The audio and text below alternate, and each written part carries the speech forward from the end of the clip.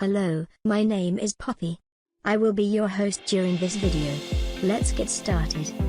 In 1859, Charles Darwin set out his theory of evolution by natural selection as an explanation for adaptation and speciation. He defined natural selection as the principle by which each slight variation of a trait, if useful, is preserved. In other words, all species of organisms arise and develop through the natural selection of small, inherited variations that increase the individual's ability to compete, survive, and reproduce.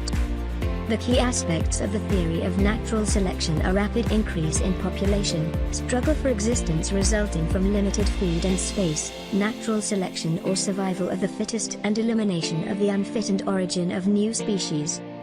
This theory purports further that evolution is due to gradual variations over a long time, and any variation that is of no use for the struggle of existence will be rejected through natural selection.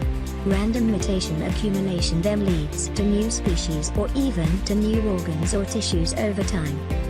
But in many instances, the occurrence of such variations is not of use for the struggle of existence.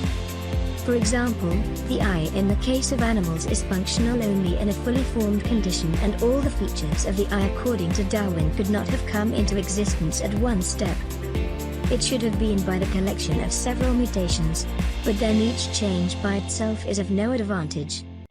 Again, Darwinism offered no satisfactory explanation for the source of new genetic information from which natural selection could select.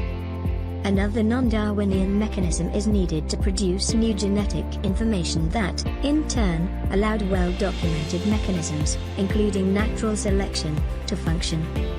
That means that there is no clear explanation showing where heritable and non-heritable variations come from.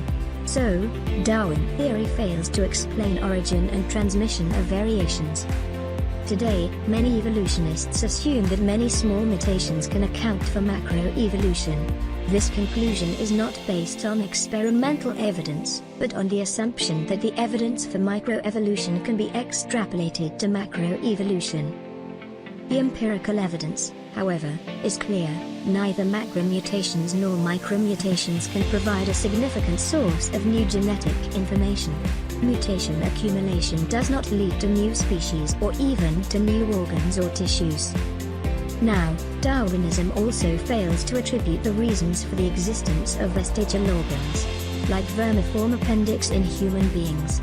So, these organs should have been eliminated during the progression of evolution because of its non-use for long periods of time. Let me present another interesting example. Take for instance the flagella of certain bacteria. These flagella constitute a molecular motor requiring the interaction of about 40 different protein parts. This is an example of an irreducibly complex structure defined as a single system composed of several well-matched, interacting parts that contribute to the basic function, wherein the removal of any one of the parts causes the system to effectively cease functioning, and argues that since an irreducibly complex system that is missing a part is by definition non-functional, so, it could not have evolved gradually through natural selection. In the 2010 book, by philosopher Jerry Fodor, and cognitive scientists point out, if the mechanism of natural selection, as it is currently formulated, is correct, then it is a paradigm example of intentional causation. Now, intentional causation requires that either, 1, there be a mind involved in the causal process, or, 2, that the causal mechanism has access to nomological laws. Since there is neither 1, nor 2, at the biological level, the theory of natural selection cannot be correct. In another video, we will discuss further the overwhelming lack of evidence between hominoids and humans. In brief, Darwinism states that Homo sapiens sapien, us, evolved from apes. Although this video does not agree with Darwinism, we can neither side with either creationist, stating a spiritual being created all life out of nothing, nor the proponents of intelligent design, similar to creationists, but they do not use God for their explanation. According to what science has learned, in the last century and a half, about genetics and cosmology, the universe is very old, and that life could easily have evolved hundreds of million years before the Earth was even ready to support any life, at this time. We are manipulating genetic materials and creating new life forms. We are also attempting to bring back old life forms that have gone extinct. These modern attempts clearly are bypassing natural selection theoretical laws. We are also moving out and exploring space and planning on permanently colonizing off Earth in the soon future.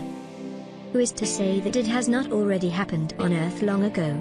A more advanced intelligent race, perhaps hundreds of millions of years ahead of us, may have come here in the distant past and deposited all life, as we know it. Very similar to the 2012 movie Prometheus, directed by Ridley Scott. Oh shit. We are now talking about aliens. Since this subject is way beyond the scope of this video, any real discussion and explanation will have to be left to future scientists, as well as the tons of empirical evidence being discovered every year. Thank you for taking the time in viewing this video.